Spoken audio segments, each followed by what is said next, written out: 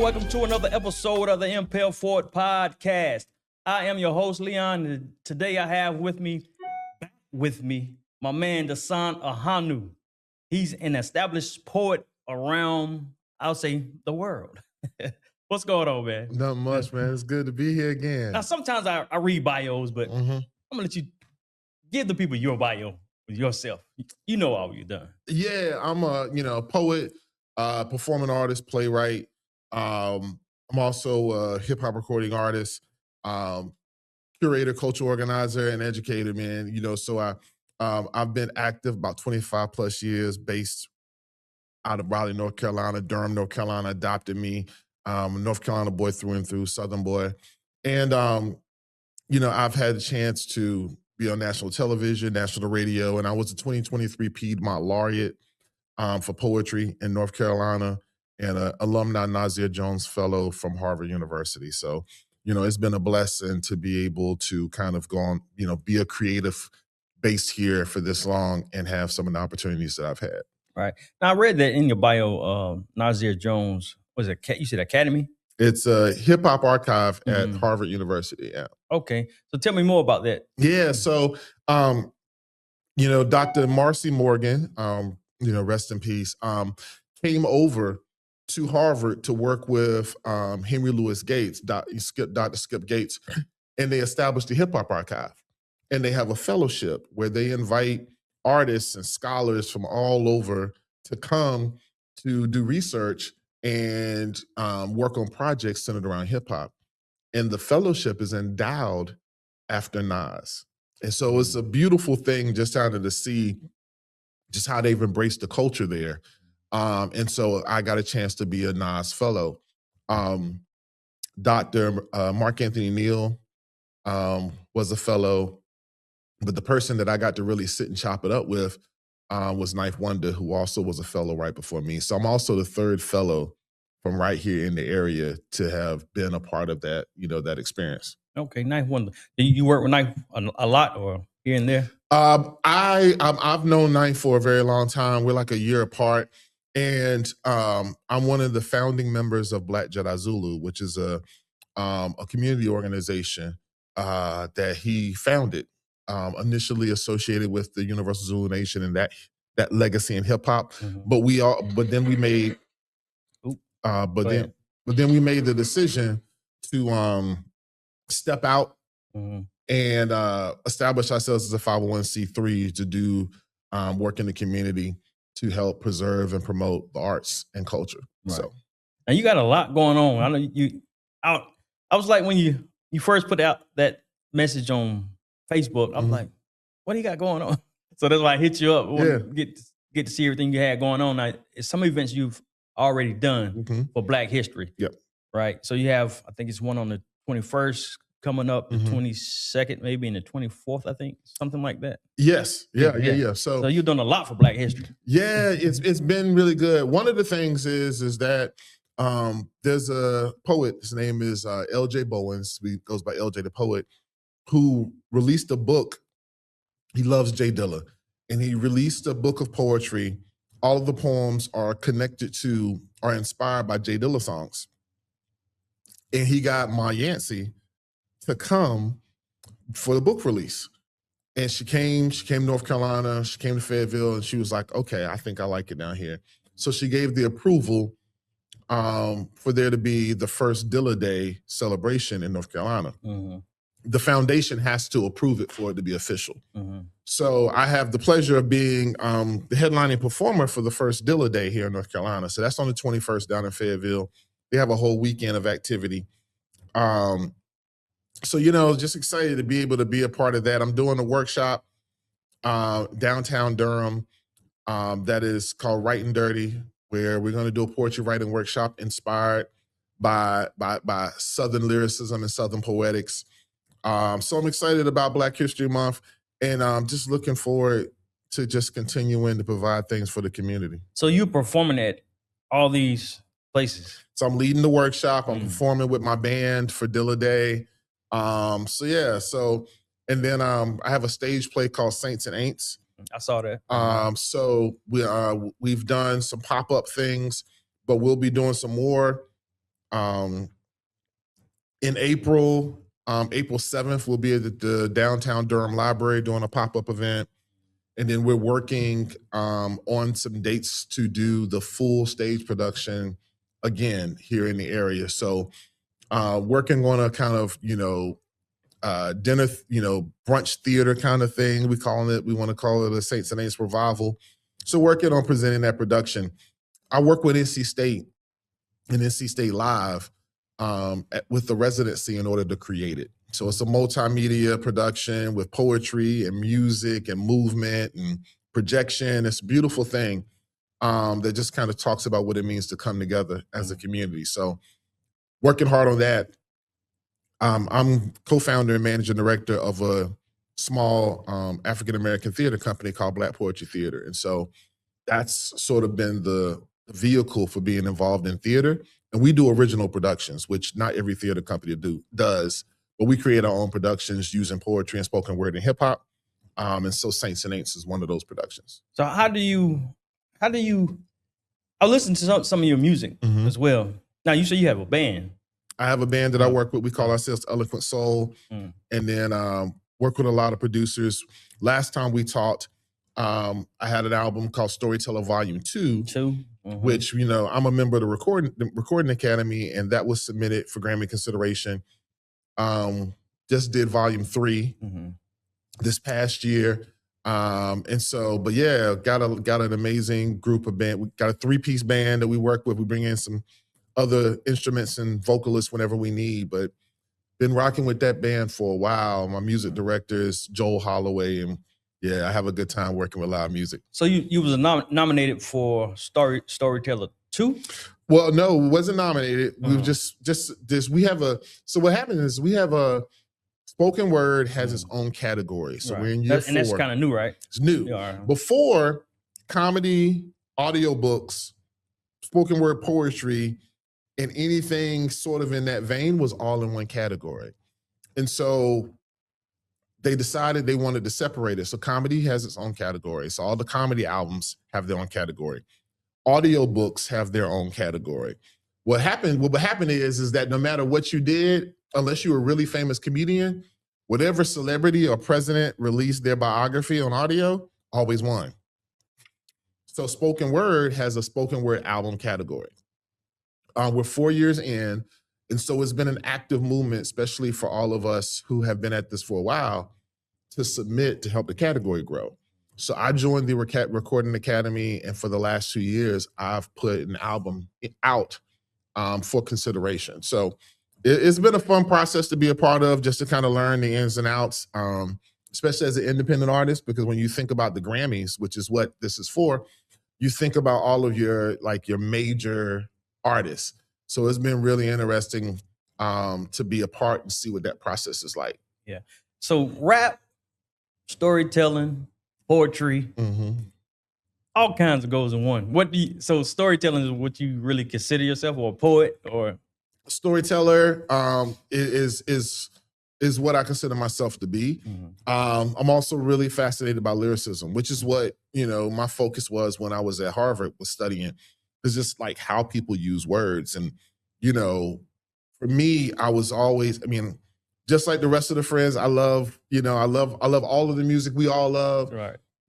Music fits the mood, but I was always fascinated by lyricists. Underground, mainstream, whoever was like really doing something uniquely in terms of what they were putting on beats and putting out on wax. All my friends knew that if there was any obscure anything that I was probably listening to it. Right.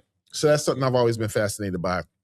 Because I've always wanted to figure out, like, okay, how'd you think of that? Like, and then I got to the point where I wanted to try to emulate it. So yeah, but ultimately what I love to do most is tell stories. Okay. Because I feel like that's I've seen the impact that can have. Now, who had the most impact on you in the art of rapping? Like Scarface is one of the ones, what I'm saying? Like when I think about telling stories, Scarface is one of those ones. I used to be fascinated, like the way Prince Paul worked with De La and the skits. Wu-Tang was another one. like just the way that everything fit together. But like in the South, like Scarface was one of the ones. UGK was big, Outkast, of course. But I like folks like Crit, because Crit is one of them. Of course, being here in North Carolina, you know, Little Brother, Fonte is ridiculous. And then I like Coogee. You know, you can always get that from Cool G.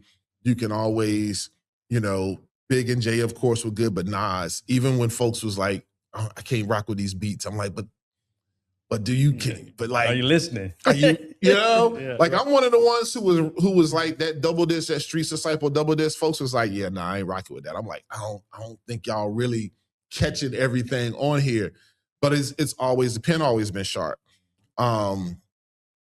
The whole duck down, like I'm just about it. Like, you know, and like you know, Rest in Power, like folks like Chino XL, Razcast, like I was always checking for cats where, you know, no major hits, but I was always impressed. That's why Slaughterhouse, Royce da 5'9", like folks who get after it like that, I'm usually checking out for it. Now, when you said Scarface, you notice I kind of smiled and threw my head back. So you got a song called Light Work. Man, when I heard that, man, Scarface in my top 5. So when I heard that, I said, man, he sound like Scarface on this thing. Man, look. I was like, man, this joke goes. Yeah, man. Face has been one of my favorites for a very long time. First time I heard the voice, and I was like, yo, who is that? And he's in mine too. Right. You know what I'm saying? Like, there's got to be a South representative in my top 5. It's Face is top of the list for me. Yeah. So tell me about, okay, you know, J. Cole just came out with his new album. I seen some of your takes on it. A lot of people, they still talking about the Kendrick thing. You know, they giving that to him like you back down from Kendrick. You know, but tell me, what do you think about this album? His album? I think it's solid, and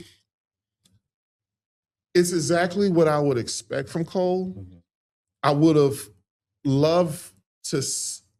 Whenever Cole comes out, I'm always like hopeful that he'll do something different, but I expect that he's going to do him, and that's what he did. And then I think I was listening to Ebro talk about the difference between the discs and how they were supposed to represent 2 different points in time in his life. And I was like, of course, because that's Cole. Like, he's that smart that he's going to do something like that. And they do sound distinctly different. The 39 disc is a little bit more modern, but it's still in his pocket, right? Like, he's not going to be too trendy. He's not going to like jump on a wave, but he's just real good at rapping. Yeah. Like, he's real good. Like, it's amazing how good he is at making music. And I'm one of those folks who happens to remember him in high school and know some of his, and know, like, have worked with some of his mentees, and to know how long he's been like making music, both as a rapper and a producer. Like, I remember the Therapist days. And so he's just really good at it. And so I while I would love to be like, oh my God, like, this album is amazing, that's not the case. But it's good. And I know, and that's what was the thing that I said. I was like, I don't know how I feel about somebody this consistent. Because since Friday Night Lights, he's been good. And there have been moments that people have kind of like gravitated to. I remember the students I was working with loved KOD, like, because Cole was kind of calling out, you know, all of the drug rap, all of that was happening at the time. They were like, Cole breaking the grain. Like, he's always been like a representative for saying the thing, you know, that needs to be said. But we're not going to get an all right from him. We're not going to, you know, like, we're not going to get any of those big records. But you can always bump a record from Cole. Yeah. And so I'm still like sitting with this album. And I'm like, if this is the last one, it's it's a great addition, but also I'm like, You could have gone all out. You know what I'm saying? Like you Yeah. could have just went out guns blazing. Yeah. And I didn't know whether he was or not, but he just, once again, he stuck to his guns. He did him. Yeah, I gotta listen some more. I seen somewhere where it said that he was the 6th rapper with #1 album, like 7 #1s or something like that. Y'all look it up. I know y'all go check me on it anyway. Yeah. yeah. And he like you say, he's always consistent. Yeah. So with your music and your poetry and the things you're doing, what do you hope people get out of it? For me, I always want to make sure I reflect the people. Like I'm someone that I'm only still doing what I'm doing because of community. Like I've been treated really well by the community here in North Carolina, especially here in the Triangle. And I'm still here because of that. Where you know, I come from an era where everybody was like, if you're trying to be anything, you got to leave.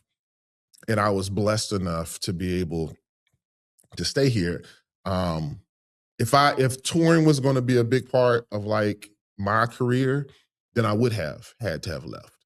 But I was able to like carve out a way for me to operate and be able to have impact and create and work here without having to be on the road. And so I'm blessed for that. So my give back is that if you hear my work or see my work, that like I'm observant and I pay attention to us. And I want that to be a part of the work. I want my work to be accessible to everybody, but you also are going to know a Black person wrote it. And I want it to be the kind of thing that anybody can find something for them in it, but you also know a Southern Black person wrote it. Yeah. You know, because there's going to be those references and that kind of vernacular. There's going to be something that comes from being here that I want to be a part of all my work. I'm proud to be Southern and Black, but I also want to show everybody else around here that because we are, doesn't mean we can't connect with the rest of the world. We can still be ourselves, but we can present what we are in a way that can be a bridge rather than a hindrance. So that's what I want my work to be. I want folks to be able to say, okay, yeah, I see myself. And then look left and right and recognize that other people see you too. Right. And so if I can do that, then I'm good. So you think it's like you said, you mentioned that people leave to think they got to make it big. So you think there's enough collaboration around here in North Carolina to, really do what you have to do far as the music? It depends on what your aspirations are. We are not yet at the place where there's enough collaboration. There's enough happening to get you on a red carpet here. But man, I'll never forget. I had an opportunity to sit with some OG jazz musicians, and they dropped some jewels that have stuck with me ever since. They were like, most of us, y'all don't know, right? We're names on the liner notes of albums, but we've been able to like build careers, tour the world, raise kids, put them in college, buy houses, cars, playing our music. And you have to know us. We're not superstars. We're not on, we're not on TMZ, like none of that. And I thought about it and I was like, you're right? Like there's a handful of jazz artists that we know, but there's so many gigging, regular touring, renowned, have a following, sell out venues, jazz artists, active. And I said, okay, I gotta rethink my perspective. If my aspiration is this gated community that entertainment always shows us, then you're not gonna get that here. You're gonna have to go to one of the places that are still the gateways to that. Atlanta has kind of positioned itself in a way that it's been able to add itself, but it was always New York and LA. But if you want to be able to support yourself, build an audience, make some moves, do some work, see the country, see the world, whatever, Yeah, there is. But you got to change your expectation. That may mean you may gain a lot of experiences and you may touch some bags, but you're not a celebrity, All right. right? You're not walking the red carpet. You're not at the Grammys or the Oscars, like you being in, magazine spreads, but the people, the connections you've made in the industry, the phone calls to do work you may get, the placements you may get for stuff, that can happen here. But if you don't change your perspective, you also overlook it. Right. Because we're not a major, Charlotte is the closest you're gonna get. And even that can get funny because there's money there, but it's not the infrastructure for entertainment there. And they may overlook it for searching for something much bigger. Mm-hmm. Yeah. So, but is there activity? Because, you think about it, any major tour comes to North Carolina. There's too many universities. There's an audience here. And because of the universities, there's always people here for a certain amount of time with connections all over, right? So there's potential here. Like I said, that potential ain't gonna make you famous. Mm-hmm. It can get you work, but it ain't gonna make you famous. So what are you trying to do? If it's to be famous, which I ain't mad at you for, you might have to leave. But if you're just trying to build a career where you can do what you do and you can, pay bills and kind of like be able to kind of just, see some things out here. Yeah. Yeah. So all that, what you said, the song you have, is it really worth it? Mm-hmm. Is that kind of what you're talking about here? Yeah. It's one of those things that you got to ask yourself that. And I'm not mad at anybody who wants all of that. Like, if that's what you want, go get it, but consider what comes with it. It's the same thing, like when I'm talking to my students about content, I've been watching how there's content creators who ultimately talk about the pivot, like being able to go viral and build a following and monetizing. They're like, yeah, I was able to pull it off and I made a lot of money. Thing is when I decided I want to do something else, I couldn't. Right. I built a particular audience. And I've been watching long enough for there to be folks who really hit them mentally because they felt boxed, they had boxed themselves in. And I'm like, that's what this comes with, right? Like, Are you like, what is your ultimate goal? Is it the art or is it the lifestyle? Mm-hmm. And if it's the lifestyle and you have the talent to garner yourself that lifestyle, then go. It's like the difference between being an entrepreneur and a small business owner. When someone brought that down to me, that changed my life too. If what you want is to establish a business and you want it to live beyond you, hand it down to your family and it to be profitable, thriving, then build your brick and mortar and do your thing. An entrepreneur is only going to develop an idea long enough to see it prosper, sell it, and go do it again. So if that lifestyle is what you want, then do what it takes to get that lifestyle, go and then make another play. But also understand, like, ask yourself, as long as if the clothes tailored and the house is paid for, the cars, you know what I'm saying? Right. Is that what it really is? Yeah. Because if that wasn't what it's about, then you will find yourself, you have succeeded into an environment that isn't actually where you wanted to end up. And I've been blessed enough to sit and hear some of the other sides of that from some folks who are like, it wasn't what I thought it was. Right. So you writing your music, are they all life experiences or you just sit and try to think of a concept? Because I'm asking you that because the other song I was listening to called Morning After. Yeah. Is that one of your experiences or you just? Yeah. So everything that I write is either is all my experiences. So they're either firsthand or it's a culmination of things that I've been able to be around and hear from. I'm part of one of the things that feeds me as an artist. And when I talk about people is that I've always been the kind of person people have conversations with. I've been that way since I was little. And it's meant that sometimes I know way more than I'm supposed to know. Right. But I grew up as an only child. So I got really good at like being in a child's place. So I got really good at being able to be present, but be quiet. Mm-hmm. So I got to be a watcher and a listener. And so because of that, out in the world, folks are like, oh, like he seems like somebody I can trust and I can talk to. And so that's how I get the insight that I use. So like Morning After was I've had some experiences, and because I've had them, I started talking to folks about when you like are dating, but like there's that person that seems like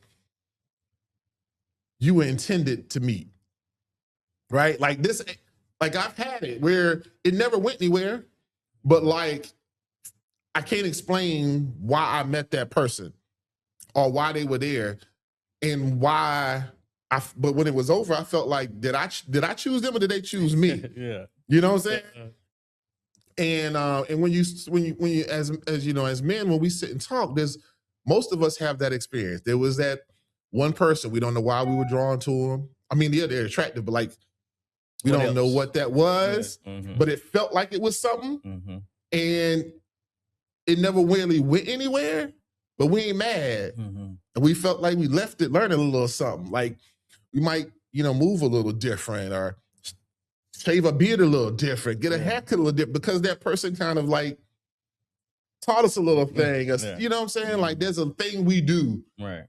that is because of that person. And that's what Morning After was. I was like, if that's the case, and I've had those moments where you have a conversation and you spit in game, and by the time you're done, you realize, hold on, was I spitting game or was she spitting game? Like, like, you know what I'm saying? Like, what just happened here? Yeah. And then I said, well, if that's the case, what if that person was sent? Like, what if that was intended, and that was like a part of our walk and our purpose for that person to give us something that would help us going forward. So like the first part is like real life. The second part was me saying, like, what if that experience was intended to feed me in a way that I was supposed to use that going forward? So I created the message that person was intended to deliver. And that's what the second part is. Okay. How do people, you say you have students, right? Mm-hmm. So you have a school or you have I've taught at different universities. Like Okay. I got started at St. Aug. I'm a St. Aug alum, go Falcons, Falcon Pride. So I graduated from St. Aug University undergrad, and I came back to teach there. Okay. I've taught classes everywhere, Wait Tech, ECPI, but I've been at UNC. I was at UNC for like 6-7 years, teaching classes on hip hop, taught rap lab, teaching folks how to write rhymes, history of hip hop, Black music and popular culture. So I've only not been teaching for like the last 3 semesters, but from 2006 all the way up to 2024, I taught at different colleges, and then I do workshops and visit schools and high schools and do things like that. But yeah, so that's formal teaching. That's what I've been doing. And then I'm always, like I said, the workshop coming up, I'm always working with organizations to put workshops together. Now, when you say formal teaching, what you mean? As a professor.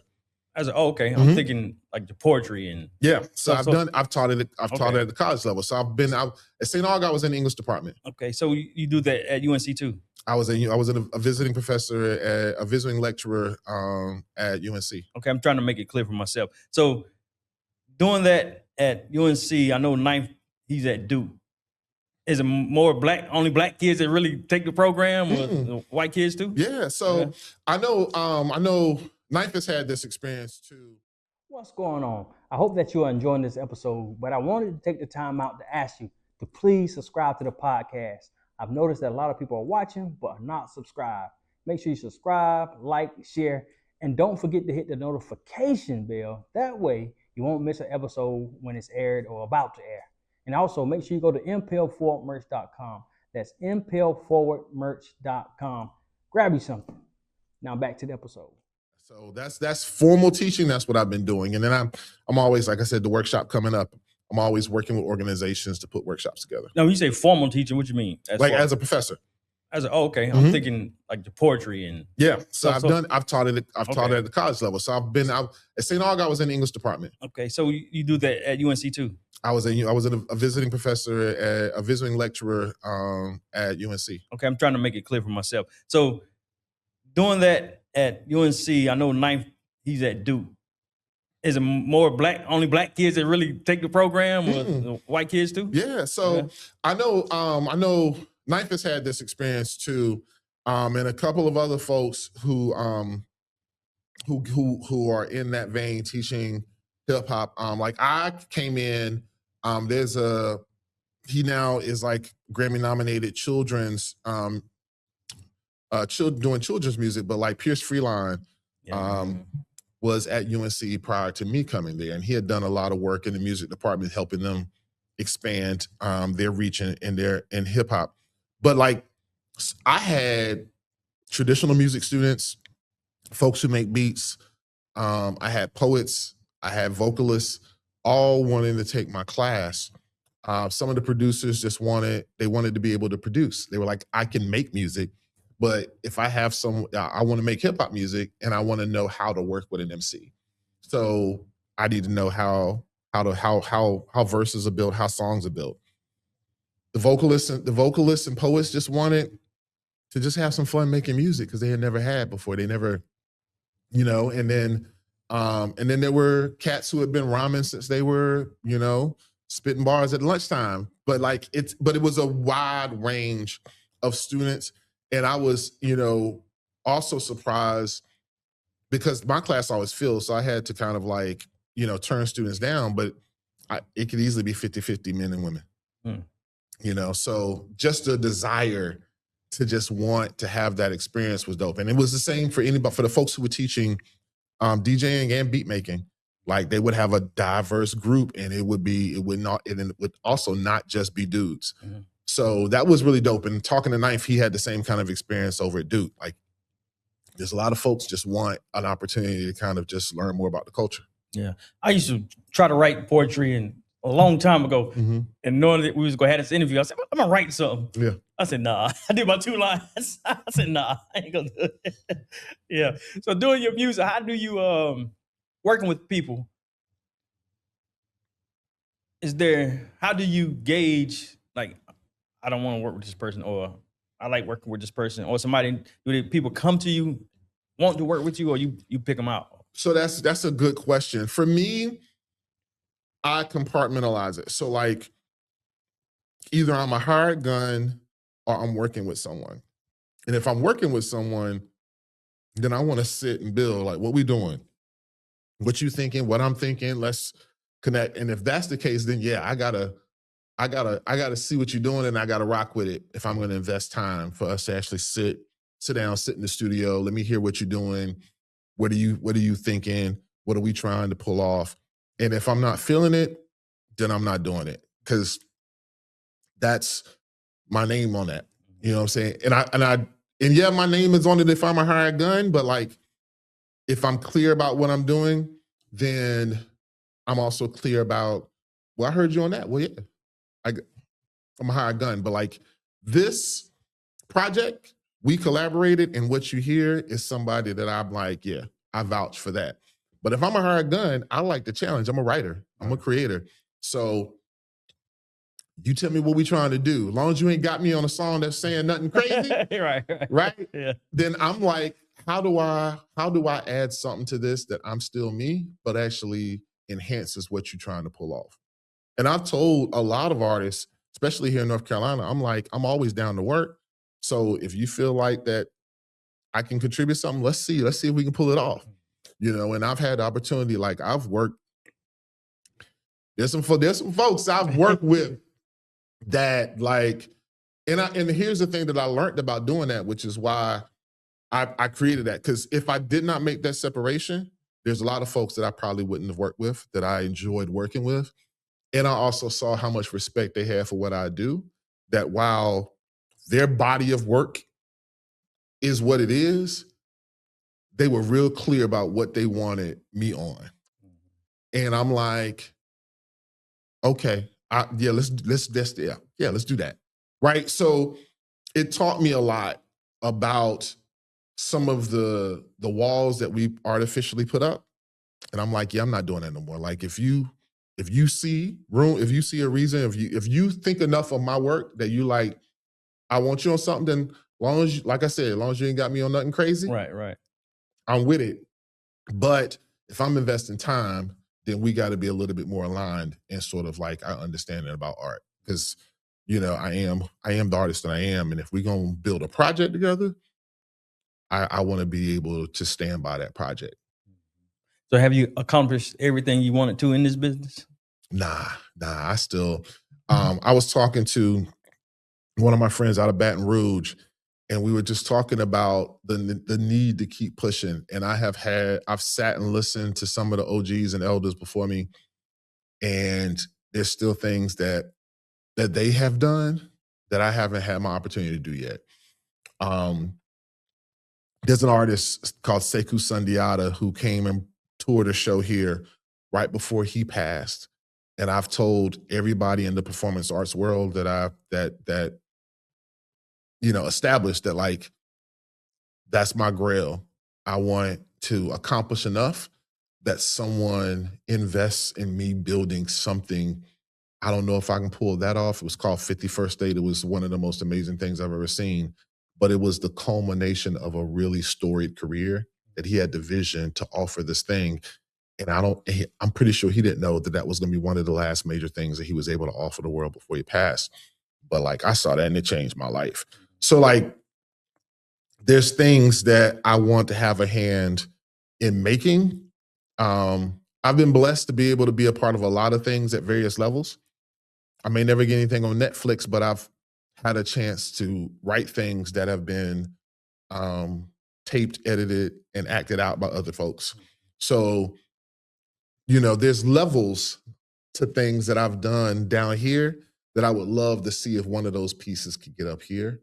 And then there's larger projects that I'm still trying to work my way towards being able to pull off, both in terms of resources and connections, but also just vision, like to be able to have enough experiences to be able to build the thing that I think is really going to touch hearts and minds. So there's still more. And that's what we're talking about, like that, what it means to keep pushing and not rest in what you've been able to learn how to do and what you've been able to accomplish. And so that whoever's coming behind you, the idea is to keep making room. And part of that is for them to look up and see you moving that way and know that they can keep moving. So that's the other part. I want to, when I finally decide, you never retire as an artist. You know what I'm saying? We found that from all our elder hip hop artists. All of them got studios in the house. So, Right. Whether you release it to anybody, you can't, that muscle memory is still there. And at some point in time, I'm gonna sit down somewhere and you're gonna have to come find me at the house to find out what's going on. But Yeah. at that point in time, I want to have done enough that I can show some folks that there's a lot they can do. Now, to reach the heights that you're talking, is it a strategic way you're doing it, or you just continue on doing what you're doing just to A little bit of hopefully both. grow? Okay. Because I've been at this long enough to learn that I think it's three things. It's the art itself. So you got to kind of keep feeding yourself. You can't get stagnant in what there is to learn. Both looking peer to peer, listening to the folks who came before you, but also hanging out with these folks coming behind you. Some of us, we forget that part. The second part is like resources. And so, like I said, I was saying earlier, there's a variety of resources out here, but they're not all accessible.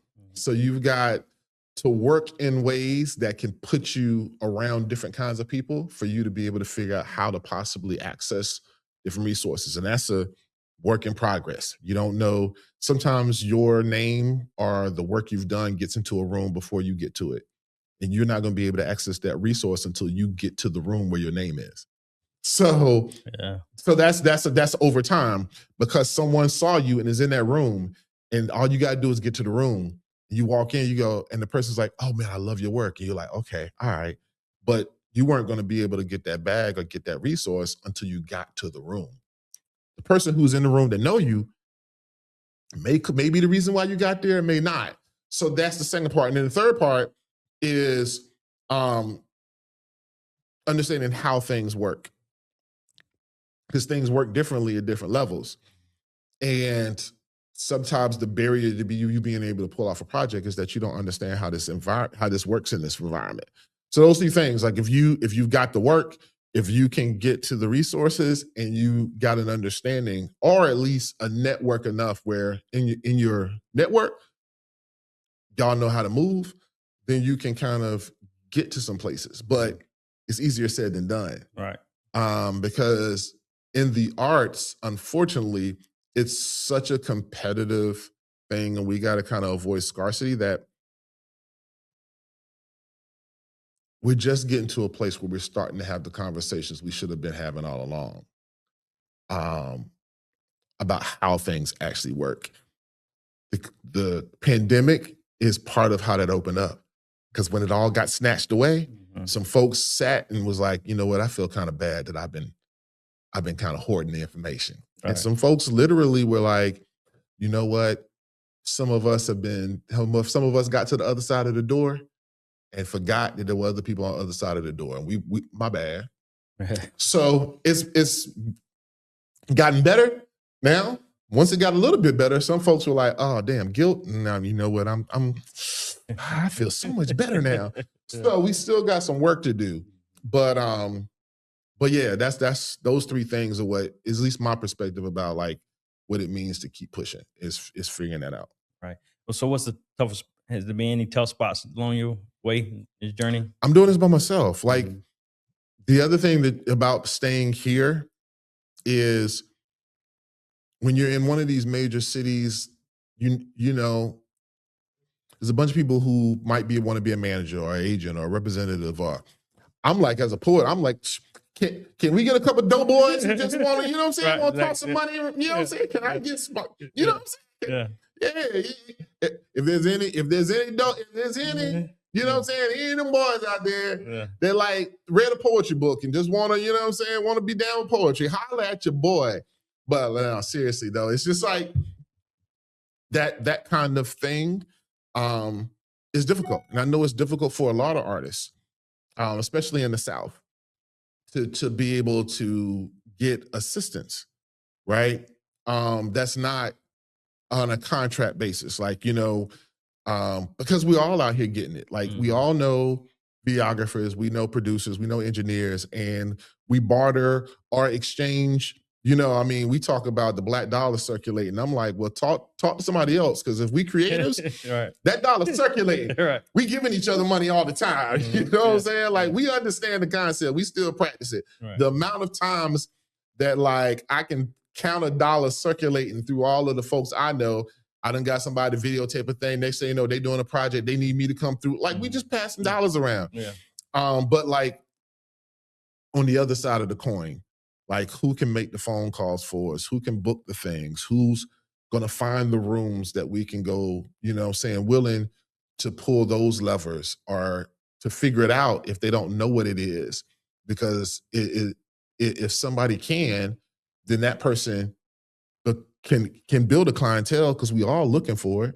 So I think that's one of the hardest parts, is just having for whatever I've been able to pull off. And I've been, you know, blessed. There's so much more that could be a lot easier, or I could have already gotten to if there was help.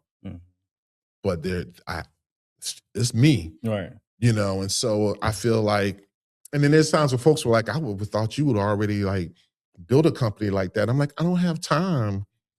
Like, I help a lot of folks and I sit and chop it up and pass on whatever. But like to formally manage me and other folks, I'm up to my neck. Right. You know what I'm saying? And I got somebody at the house who also is like, how you know what I'm saying? I need you at the crib. Right. You know, there's a kid.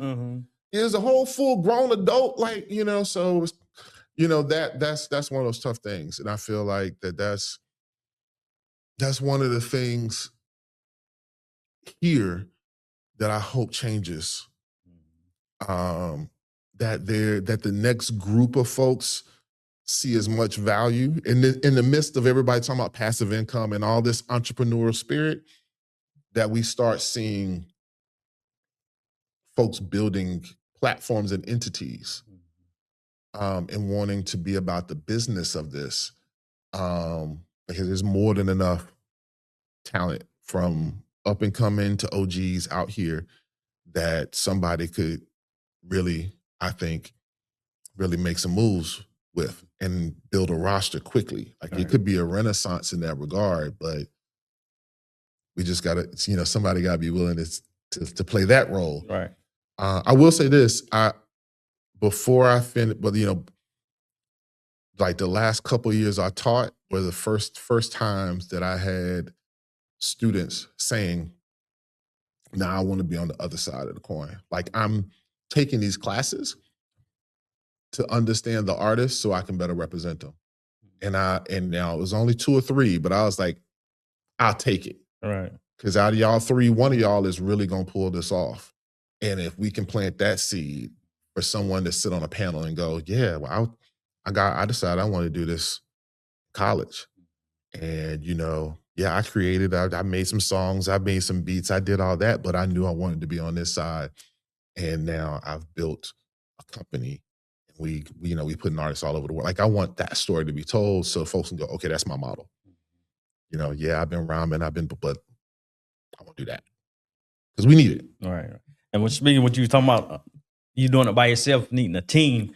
That's something I deal with doing this podcast thing. I have one person that helps me consistently, but need more, because like you said, people got families, people got kids, and then in order to, because another thing you said but the example you gave about the dope boy, I've had people come to me like, man, what you doing now? Because they see me out here, doing what I'm doing, like barbershop, the merch and podcast. And they ask me the question, like, want to invest, man, let me get in with you. And when you said that, it was funny because I'm like, I seen the guy the other day. I'm thinking, I'm like, oh, do I want to let him know, work with him? I'm like, nah, I can't do that. Because you never know how that come back on you. So You do. But I'm saying, I just seen the music industry benefit greatly. But it's like what you're saying, though, that they have dope boy money. But you just throwing money here and there, throw some more, throw it here. For good cause, And a network. Mm-hmm. You know what I'm saying? Like, it's about, especially given where we are now. Now, we sitting here talking about that, and there's levels to it. Right. There's certain things we don't need to be nowhere near. Yeah. Right? But when we think about legalization and like where we are now, we're talking about a community of folks who are able to be out and in the open now. And there's a whole infrastructure, magazines, conferences, right? To a thing that like had to be completely underground. Right. And there's a $1 billion infrastructure being built. And I'm like, I want to be there. Right. You know what I'm saying? Like, I feel like, so which goes back to that doing it by ourselves. Like, there's some things happening in the world that we could get access to, but the catalyst is always needed. There's always got to be, the world has changed, but the need for that person who can shake hands, kiss babies, and close the deal is never going to change. It's always going to be room for hustlers. Right. Right? And there's different kind of hustlers. There's the hustlers who can do the work. Like, you know what I'm saying? I tell anybody, family I was raised in, I'm always down to work, and I'm going to work. I'm going to put in the work. But there's also the person who knows how to say the thing that needs to get said in order for the thing to happen. Right. And some of us use those gifts one way, and some of those use those gifts others way. Right. But there's always a need. And I'm just saying, some of us, I would like for some of those who ain't too far over there to come over here and rock with us and help us out somewhat. Help us out a little bit. That's all I'm saying. That's all I'm saying. Yeah. That's all I'm saying. Because look, I've been dealing with loans and going to the bank. I don't want no more loans. But no, I've been trying to get some grants. That's what I need. yeah, that's it. And and I'm like, hey, come right. Look, all I don't want is I don't want nobody with no acronyms knocking on my door. That's Right, all I exactly. don't hear. Yeah. Long as that. We don't need those letters. We don't need no alphabets, no letters. Nothing. Other than that, let's make something happen. So how has the Storyteller 3 Volume 3 been for you right now? Is it going pretty well? It was really well received. And so we're getting ready to, initially the emphasis was on trying to put some marketing in because of the nomination run. That ran through November, and then of course this fourth quarter. So and then just kind of kicking off the year. So we're about to do another push for the album. I don't know if I'm gonna have the room and space to get another thing done by the end of August for this year. So I may wait a year. Because it's a lot to get it done, to have the time you need to make the connections to really make it work and garner the votes you need. So we're getting ready to make a run with this album. I think we had a lot of good response to Volume 2, Glory. The single did really well. Shouts out to our Vetra D Jones and our Vetra Jones for like really believing in that record and like working that thing not across the country but across the globe. We got a great response from Uganda, places like Uganda. Like it was really good. So this one, the production on it, we wanted to step up the songwriting and the song composition, and I think we did it. So we're gonna do a live concert. I think I'm gonna do a concert film with that. We're gonna stop releasing some visuals for this project once the weather breaks, and kind of really do another push with it. I want some more people to hear this one because I think there's some really good.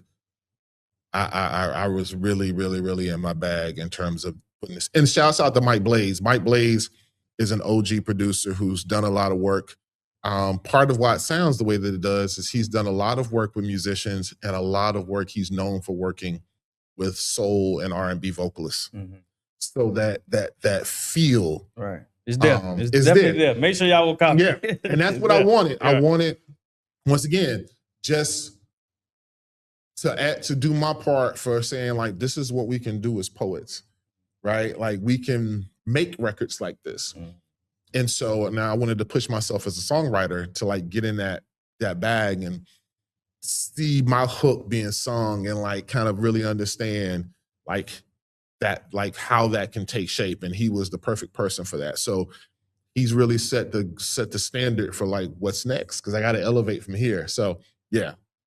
So shout out, I don't know if you remember this, but shout out to Arvetra Jones and Arvetra Dominique Jones. It's my uncle, my cousin. Yeah. So yeah, the good work. I was excited when I seen it. I said, "Oh, shoot, he's working with Dasan." I was like, "That's dope." Yeah. So we go back over here. So the 21st, you got Dilla Sessions at Arts XLR.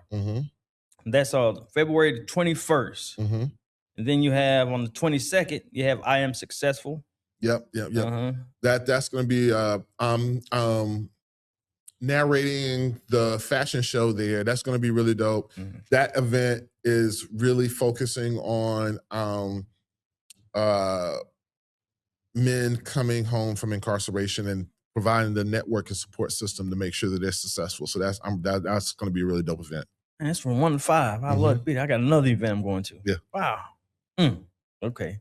Then you got February the 24th, Right and Dirty, Southern Slang, a hip hop South Poetry workshop. Yeah. You'll be doing that. Yeah, we're gonna do that poetry workshop.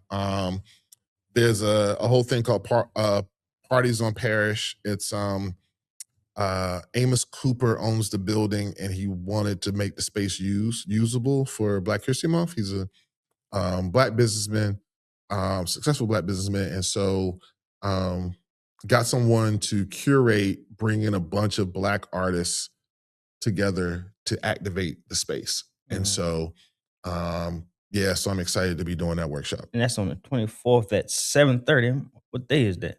Tuesday. I see I can make that. Yeah. Now, is there anything we left out? Anything else you want to talk about? 'Cause I know a lot of times Yeah. we get off these sets and we start talking and going on like, dang, we could have talked about that. You know, everything, mainly just everything, just always two websites to keep track. DasanAhanu.com. So DasanAhanu.com is where you can find out what I'm got going on. Or Black Poetry Theater, BlackPoetry, and theater is THEATRE, not ER. But if you look at Black Poetry Theater, that's all the theater stuff that we got going on. We're going to be doing stage readings all this year. And then I'm looking for opportunities to do Saints and Ain'ts wherever I can. So working on that. So you trying to put Saints and Ain'ts, just do it consistently, well, once a month or? Yeah, we're gonna try to Okay. you know, just to here first, because there's some I want my people around here to see it, and then we'll see where else we can take it. I built it for it to fit in unconventional spaces, so it doesn't have to be in a theater. So it would give me more latitude to be able to take it to cities and place it in places where the community can really experience it. So I'm trying to test that model here, Okay. so that I know exactly how I can have conversations in other places. Like, here's what we can do. So yes, but it's, you know, I spent the last few years really trying to kind of gain a deeper understanding of this larger theater performing arts world. Just as another opportunity for where we can place work. And so this production is part of me trying to just, you know, test the landscape. Right. Yeah. To elevate. Yeah. Reach those horizons. That's it. Yeah. All right. Well, it was good having you here again. Thank you. And y'all make sure, am I pronouncing the storyteller right? Storyteller, yeah. It's a storyteller. It's just the way he spell it. It's a different way he spell it. Yeah. It's the phonetic spelling. It's the artist in me. I saw it and I was like, all right, I'm gonna do that. I could have just said storyteller, but right. You know, we be doing extra stuff just because. Right. So make sure you check out volume 1, 2, and 3. 1, 2, and 3. Make sure you check them out on all socials. And there you have it for another episode of the Impel Forward Podcast. And remember, seize the opportunity to grasp your dreams.